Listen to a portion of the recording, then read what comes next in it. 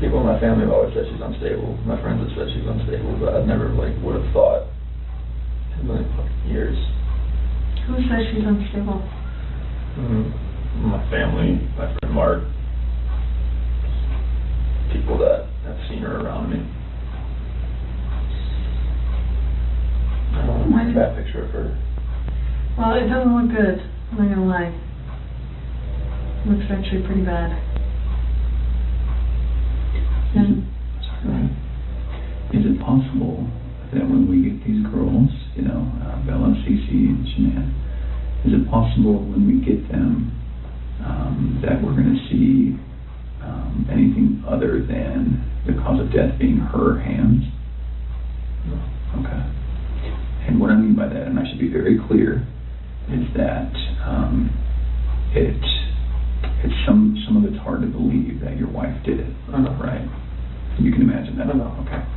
So is it possible that maybe she did one, and then you got Shanann, so you did to Shanann what she did to one of your daughters, and then you had to just do it to the other one? Okay. So is that's not what happened? No. Okay. Is it possible that, is there any other way where we might see your hands on the girl's neck? No. Okay. And you know what I mean? Because when we find their little bodies, we're going to see the diameter of someone's hand and someone's fingers, right? So is it at all possible we're going to see yours? No. All right. And I know it's hard, and I know you're probably getting angry at my question, but we have to ask. Okay.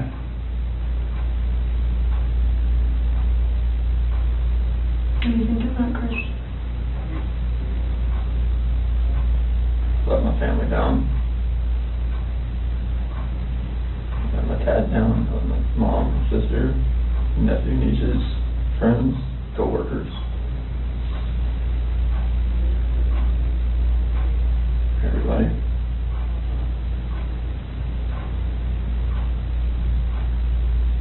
Can I ask you another tough question? And just get it all on the table. When you see Shanann choking, strangling Celeste, and you get her off of Celeste, did you think about calling an ambulance? How come? I see you lying there blue and limp. I mean, I've never seen something like that in my life. I mean, she just like way over, like nothing was moving at all, no gasp of breath. So, she was totally just blue. So Chris, doing this job for a long time, I know.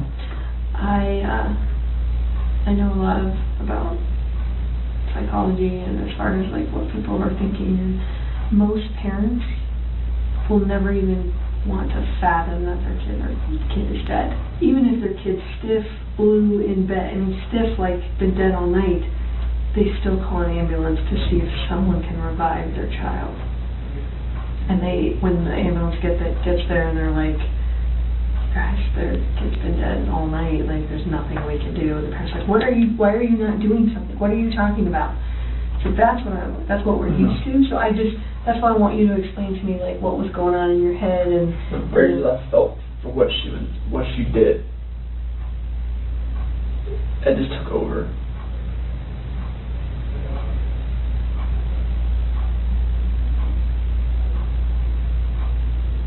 But do you see that? I understand. I see where you're coming from. Most parents would still try and call. I see where you're coming from. Yeah.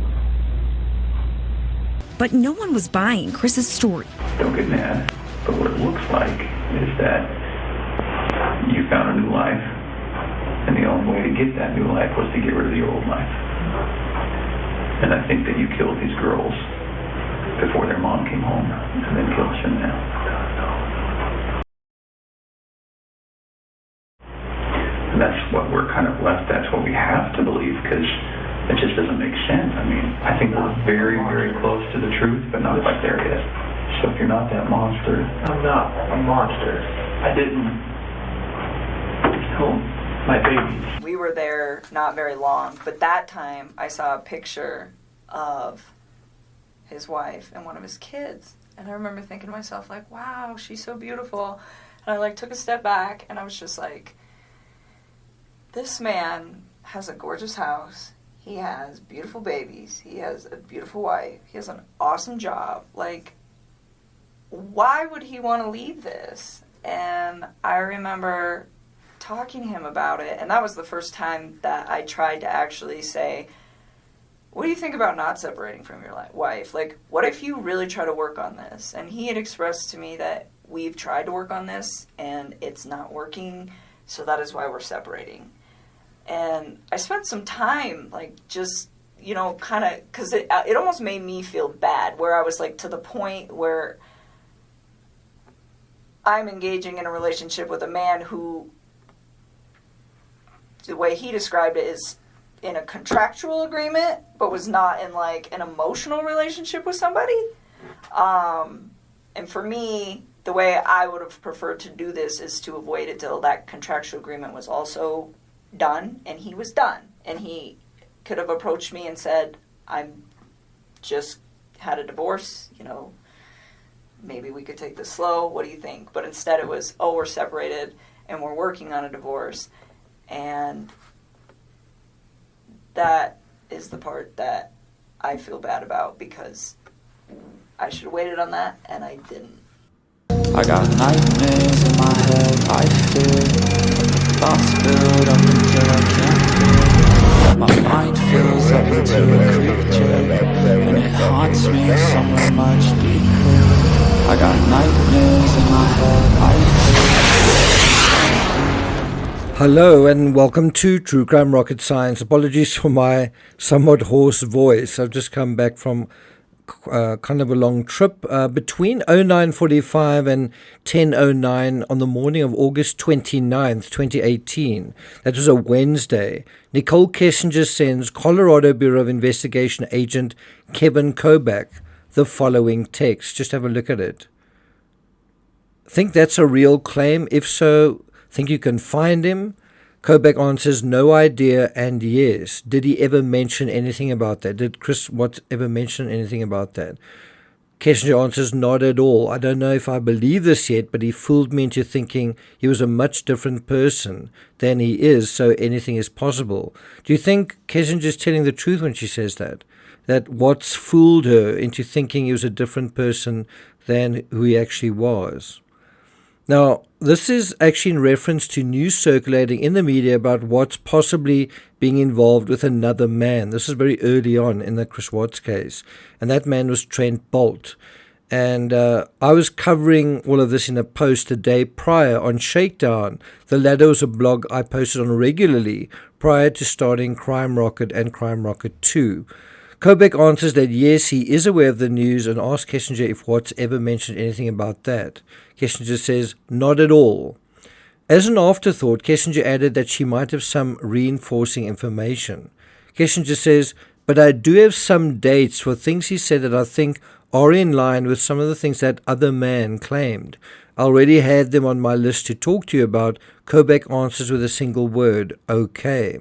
And then Kobach sends Kessinger, you know, the CBI sends this vital witness a follow-up question with a link to a blog post I authored on Shakedown, dated August 23rd, 2018. And it's this link. I'll put a link to that link in the description.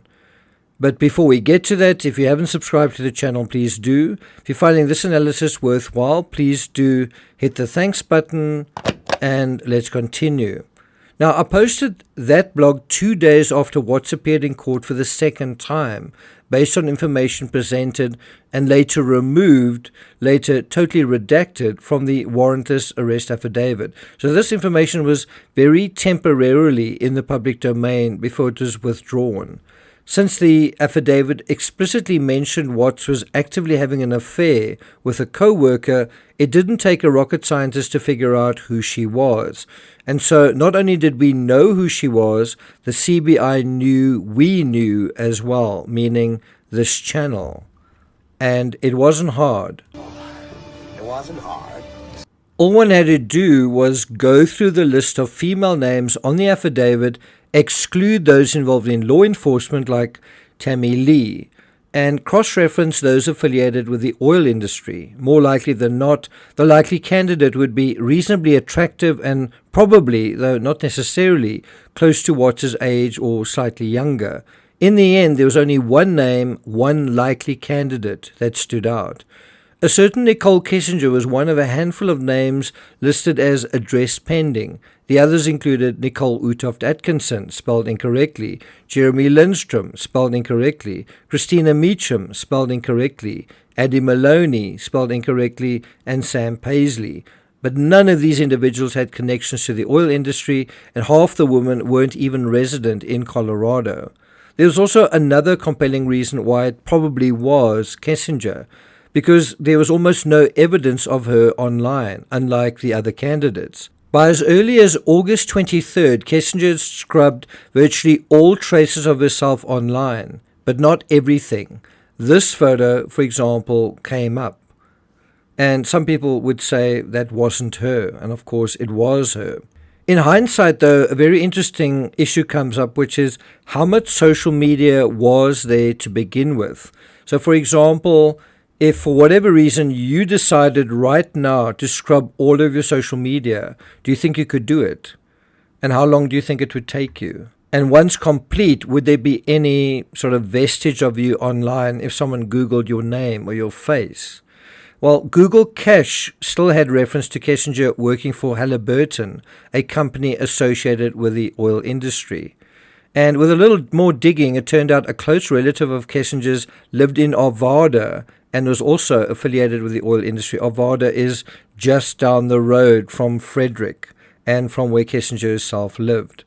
Now, Arvada, incidentally, is where Kessinger and her father and her dog had their very first interview with the FBI at around midday on August 15th, 2018. So if you were au fait with the facts of this case, you'd start to feel, well, it must definitely be her. Or anything that I think would scare me. And to this day, even after everything that I found out, I still look back at that and I don't see any red lights with the way that he spoke of his family.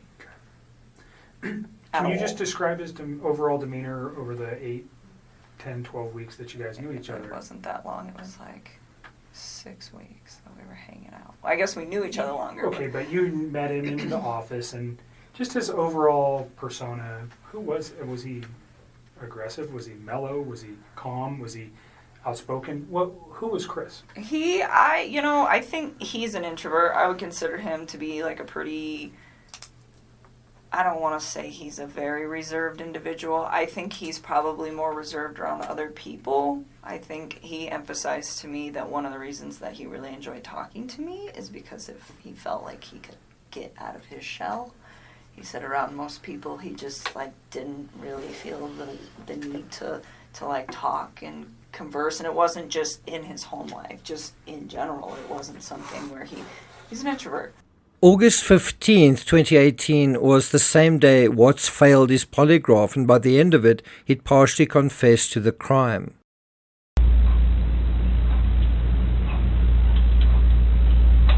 What were you thinking on the way out there?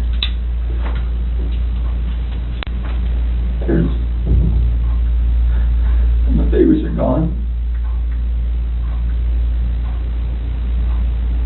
And I put my hands around my wife's neck and did that same thing.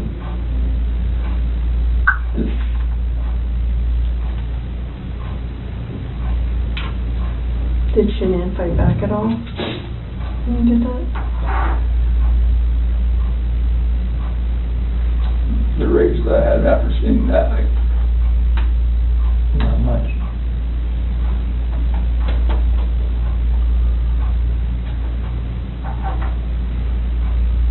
How do you know Shanann was dead?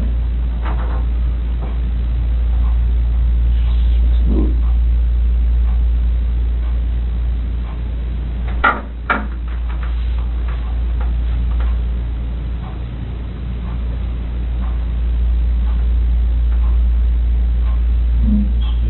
We looked on her Facebook page like 2 days ago. They had this 4 or 5 foot long baby doll. Yeah, laying on the couch She ended? Yeah. Before it ended up happening. Yeah. That's a good point. So I'm thinking that's not a plan. I don't know. That's a very good point. If I can't see it now, I'm blocked on there. If you look on their Facebook page. What did it say, or what was the And she caption? said, what do you say to this? Something similar to that. And a tall lady not about that tall was laying on one of her couches and had a sheet over across the head, all the way up. You can see his feet hanging out. Saying like Bella had done that. The kid went through that. Do you remember that, Chris? What do you think? Just make fun of it. Thought it was funny. I didn't know what to do. I know. I didn't know what to fucking do. Like none of this made sense. Why would she hit my fucking girls?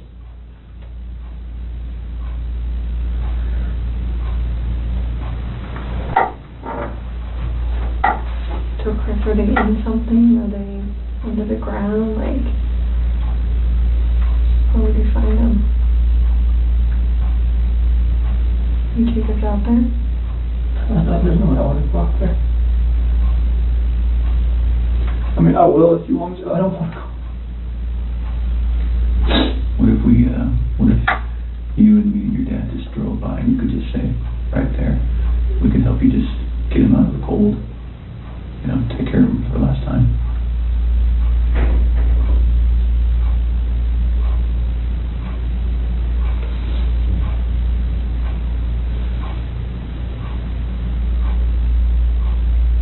I'm sorry. I know you are. I know you are. I know you came in today to do the right thing. You didn't have to come in. You came in all on your own. I do think not enough has been made about Kessinger saying that Chris Watts is an introvert. You know, that's something that is never really brought up about Chris Watts. Do you agree that that's true, and do you agree that that was an important factor? Do you think if Chris Watts wasn't an introvert, this crime would still have taken place? Now, one additional milestone that we didn't cover in the phone data review was Nichol Kessinger Googling Amber Fry. Remember her, Scott Peterson's mistress, along with wanting to know about her book deal and her net worth, as well as whether people hated Amber Fry. Well, they didn't. In fact, they considered her a hero. Kessinger's response to Kobach texting her, "Have you seen this?" and the link to the Shakedown post, "Is she Chris Watts' mystery mistress?" was, yeah, she had seen it. So it seems like she had independently seen that as well. Kessinger said, yeah, I saw that. Those people are grasping at straws. It turned out it was Kessinger all along. And while the media only disclosed her identity in an exclusive published by the Denver Post on November 16, 3 days before the final sentencing hearing, the real scoop had been published by me almost 3 months earlier, as early as August 23rd, just 10 days after the incident. What's also incredible to remember now, because 7 years later, many, if not most, don't even know this, is that within about a week of the incident, Chris Watts asked for a plea deal. Did you know that? Think about that in comparison to Koberger, who I think took something like 3 years. The plea offer was actually sent via email on Sunday, August 26th at 11:58 or possibly 11:56 from Watts' defense lawyer John Walsh to Deputy District Attorney Steve Wren. Did you know that? Just 10 days after endless hours vigorously denying that he'd had an affair, harmed his wife, killed his children, and then finally blaming Shanann for murdering them, instead Watts is apparently ready now to throw in the towel. It had taken him 4.5 days, not just to have the idea fielded, but to make a decision on it. Sometimes true crime rocket science isn't about seeing what no one else is seeing. It's about seeing what is in plain sight, seeing what everyone is seeing from the right perspective. Pretty straightforward, right? But what is the right perspective? Well, that's the trick, isn't it? In late August, Kessinger was right about one thing. People were grasping at straws because tight control was being managed around the information in this case. after the plea deal was sewn up, there was like just no information that came out. The police weren't giving any interviews. No one was. Some of the less intuitive argued in the months that followed that Kessinger wasn't necessarily the mystery mistress because there wasn't absolute proof that she even worked at Anadarko. The media remained strangely silent on the matter as well, while going crazy about Trent Bolt as well as another dubious mistress Watt supposedly met on Tinder. In hindsight, who were these imposters? Where did they come from? At the time, they appeared to be either random attempts by individuals to hog the limelight, or someone was purposefully and strategically trying to misdirect attention and speculation away from Kessinger and, I guess, effectively Anadarko in the run-up to the trial in November. Well, what do you think? Did they succeed? Well, I'm not going to take it further than that, and this concludes the channel's coverage of the phone data review and the Chris Watts case. I would like to cover something that is related to the overall subject matter, which is infidelity, and more specifically, America's attitude to adultery. If that's a topic you're interested in, if you'd be interested in that discussion, please let me know in the comments. Also, let me know your opinion on why one mistress, Amber Fry, was treated as a hero. That's in the Lady Lacey Peterson case, and I've written 3 books on that case, and why Nichol Kessinger is regarded by many as the villain of this story. And if you'd like an even deeper dive into this material, make sure you read my book, Two-Face, The Mysterious Mistress and the Confession, on Amazon. I'll put a link to that in the description. Thank you for listening, and I'll see you guys next time.